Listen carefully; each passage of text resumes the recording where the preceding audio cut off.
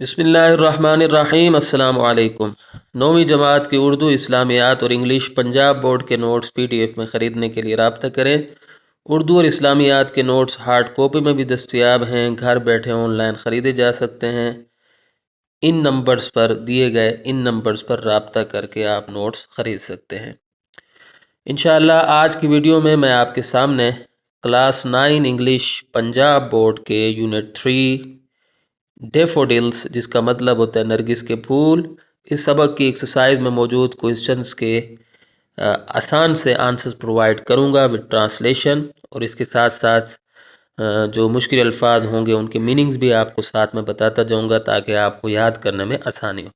اگر آپ میری سابقہ ویڈیو جو میں نے کوئسچن آنسرز کے سلسلے میں بنائی ہیں دیکھنا چاہتے ہیں تو اس ویڈیو کی ڈسکرپشن میں موجود پہلی لنک کو وزٹ کریں، اور اگر آپ ٹرانسلیشنز کی ویڈیوز دیکھنا چاہتے ہیں تو اس ویڈیو کی ڈسکرپشن میں موجود دوسری لنک کو وزٹ کریں۔ تو آئیے ویڈیو شروع کرتے ہیں۔ کوئسچن نمبر 1 ہے ہمارے پاس، what is the central idea of the poem daffodils, یعنی نظم ڈیفوڈلز کا مرکزی خیال کیا ہے؟ سینٹرل آئیڈیا کا مطلب ہوتا ہے مرکزی خیال۔ کوشش کی ہے کہ آسان انداز میں آپ کے سامنے آنسرز پرووائڈ کروں، تو اس کا آنسر ہے The poet feels happy when he sees the beauty of the daffodils. These flowers give him joy and peace even in solitude.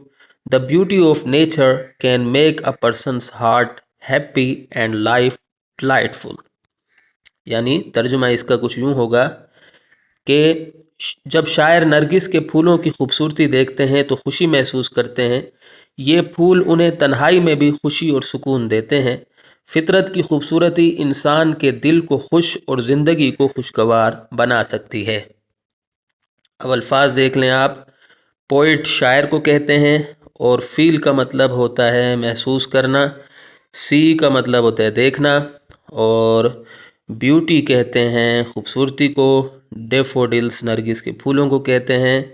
اس کے بعد ہے فلاورز پھولوں کو کہتے ہیں، جوائے کہتے ہیں خوشی کو، پیس کہتے ہیں سکون کو، اور سولیٹیوڈ کہتے ہیں تنہائی کو، اور اس کے بعد نیچر کہتے ہیں فطرت کو، پرسن کہتے ہیں انسان کو یا شخص کو، ہارٹ کہتے ہیں دل کو، ہیپی کہتے ہیں خوش کو، ڈیلائٹ فل کہتے ہیں خوشگوار، ٹھیک ہے، اور لائف کہتے ہیں زندگی کو۔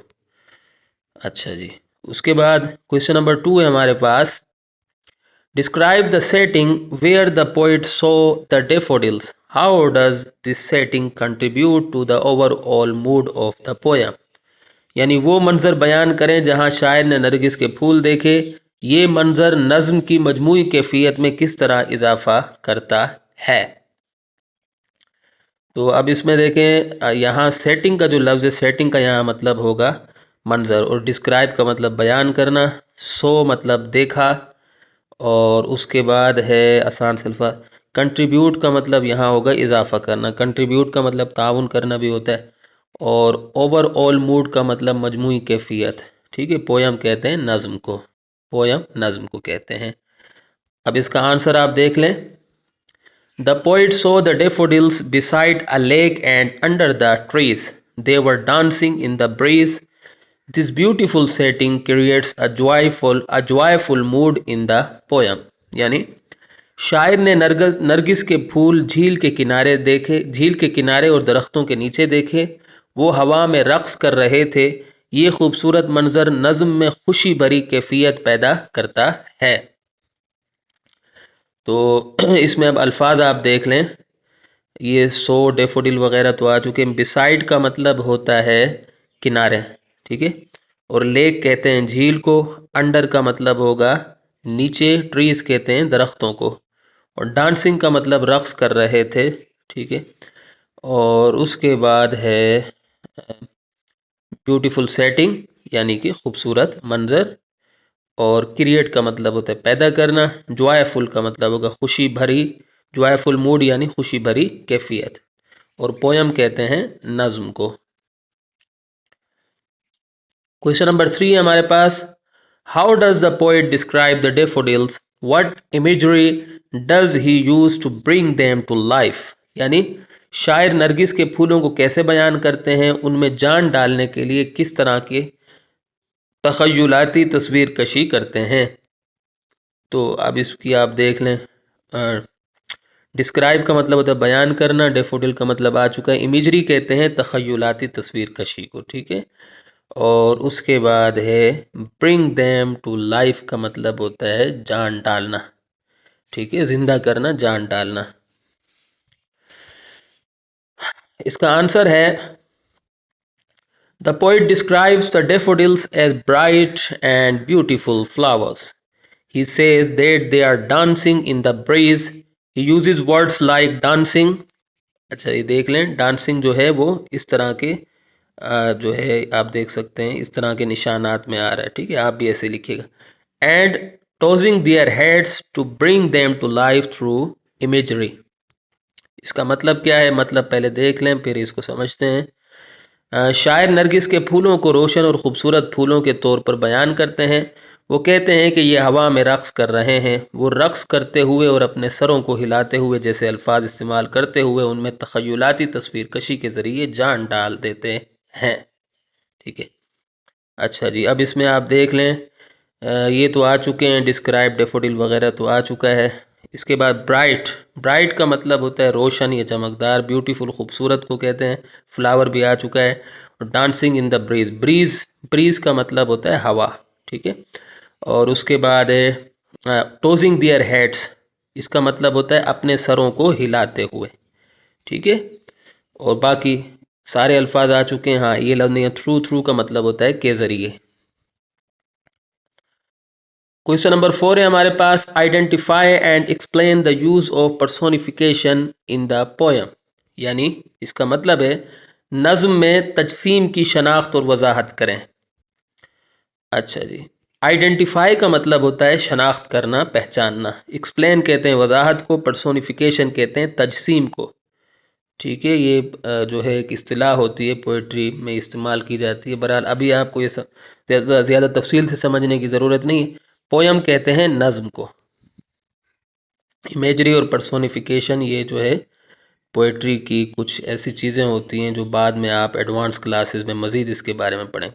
Answer: The poet uses personification by giving human qualities to the flowers in the poem.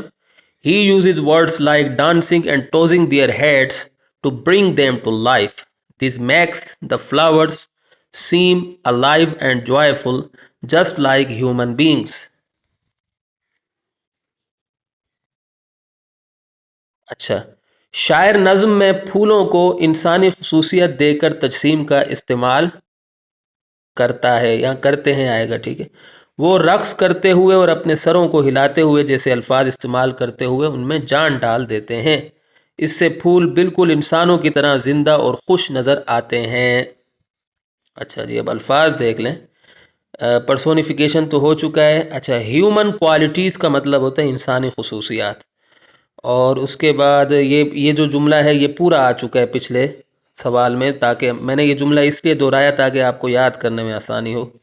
اچھا جی، اس کے بعد جو ہے اگر آپ آگے دیکھیں تو سیم کا مطلب ہوتا ہے نظر آتے ہیں، دکھائی دیتے ہیں، اور الائیو کا مطلب ہوتا ہے زندہ، جوائے فل کہتے ہیں خوش، ٹھیک ہے۔ اور باقی تو آسان سے الفاظ، ہیومن بینگز انسانوں کو کہتے ہیں۔ کویشچن نمبر 5 ہے ہمارے پاس، what is the effect of rhyme scheme on the poem's rhythm and flow, یعنی نظم کی لے اور روانی پر قافیہ بندی کا کیا اثر ہے؟ تو افیکٹ کہتے ہیں اثر کو، رائم اسکیم کہتے ہیں قافیہ بندی کو، اور اس کے بعد ہے ریدم، ریدم کہتے ہیں لے کو، اور فلو کہتے ہیں روانی کو۔ اچھا جی، اب اس کا بھی آسان سا آنسر میں نے بنایا ہوا ہے۔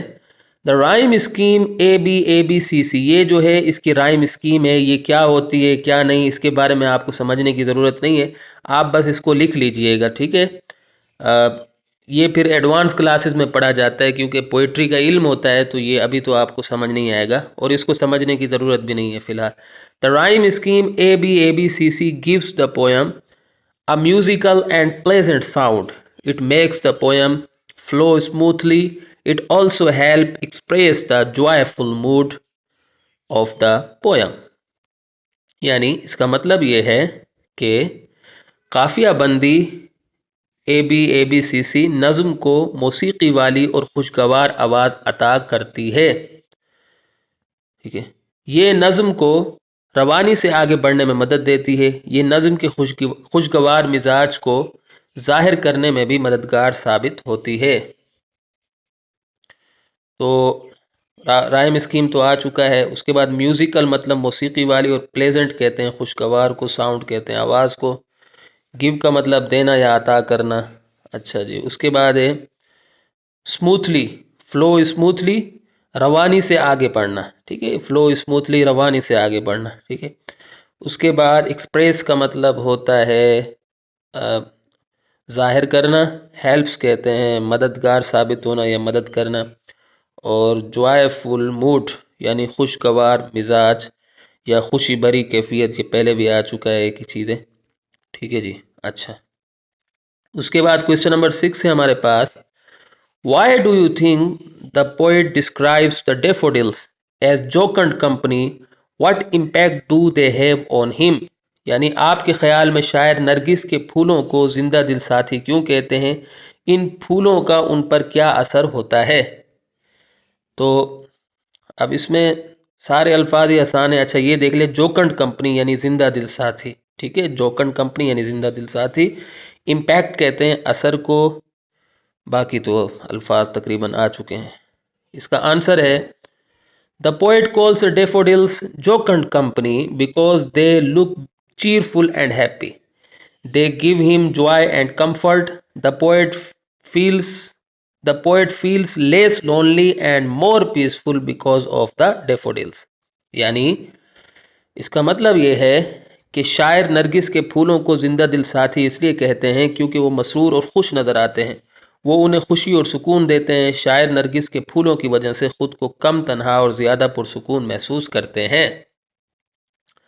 تو اس میں آپ دیکھیں یہاں سے چیئرفل کہتے ہیں مسرور، اور ہیپی کہتے ہیں خوش کو. ٹھیک ہے، اور جوائے کہتے ہیں خوشی کو، کمفرٹ کہتے ہیں سکون کو، لیس لونلی مطلب کم تنہا. ٹھیک ہے، اور مور پیسفل کا مطلب زیادہ پرسکون، اور بیکوز آف کا مطلب ہوتا ہے کی وجہ سے.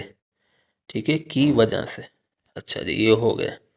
اس کے بعد اگلا ہمارا کویشچن ہے The poet mentions the bliss of solitude.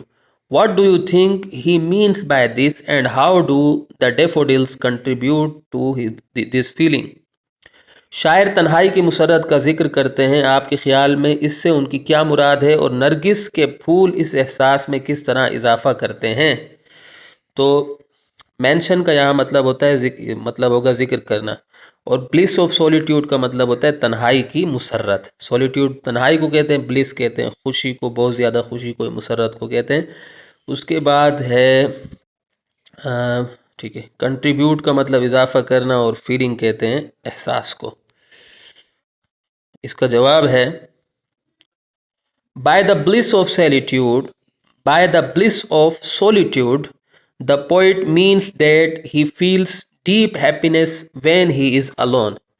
The memory of the daffodils fills his mind with joy. They make his loneliness peaceful and pleasant. یعنی تنہائی کی خوشی سے شاعر کا مطلب یہ ہے کہ جب وہ اکیلے ہوتے ہیں تو انہیں گہری خوشی محسوس ہوتی ہے. نرگس کے پھولوں کی یاد ان کے دل کو خوشی سے بھر دیتی ہے.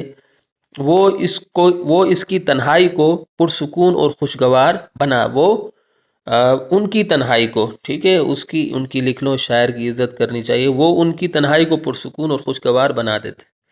اچھا جی، اب اس کے اندر جو ہے اگر آپ الفاظ دیکھیں تو ڈیپ ہیپینس کا مطلب ہوتا ہے گہری خوشی.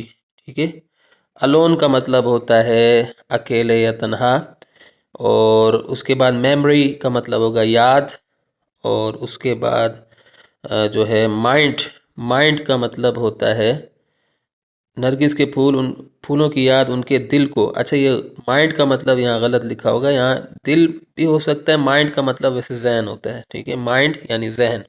ٹھیک ہے، چھوٹی چھوٹی غلطیاں ہو جاتی ہیں، معذرت چاہتا ہوں آپ سے. ویسے بھی آپ کو ٹرانسلیشن تو نہیں لکھنی ہے. اچھا، اس کے بعد ہے دے میک ہز لونلینس کہیں گے تنہائی کو. ٹھیک ہے، اور پیسفل کہتے ہیں پرسکون، اور پلیزنٹ کہتے ہیں خوشگوار کو.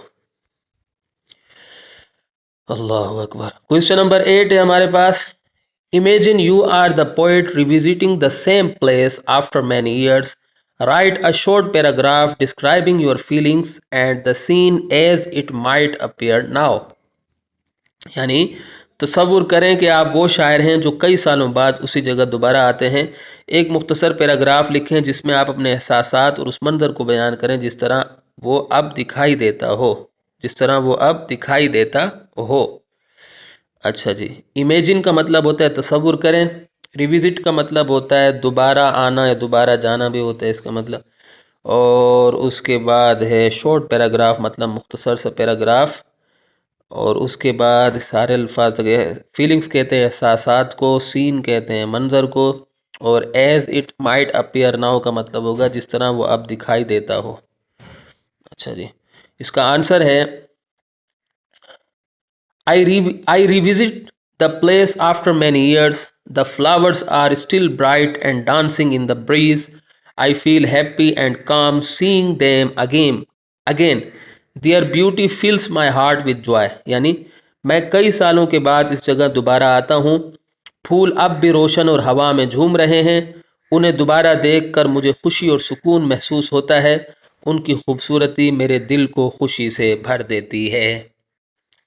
तो अब इसमें जो मुश्किल अल्फाज हैं वो अगर आप देख लें तो आसान से अल्फाज है। स्टिल का मतलब अब भी, ब्राइट का मतलब रोशन, डांसिंग इन द ब्रीज का मतलब हवा में झूमना, हवा में झूम रहे हैं, और काम का मतलब खामोशी भी होता है, सुकून भी होता है। सीइंग देम अगेन मतलब दोबारा देखना, ठीक है, दोबारा देखकर। उसके बाद है फिल्स मतलब भर देता है, भर देती है। हार्ट कहते हैं दिल को। तो यहाँ अगर हमारी वीडियो अख्तिताम को पहुँचती है, उम्मीद करता हूँ कि आपको मेरी ये काविश पसंद आई होगी। छोटी छोटी गलतियों पर मैं आपसे माजरत ख़्वाह हूँ। अगली वीडियो तक के लिए मुझे इजाज़त दें।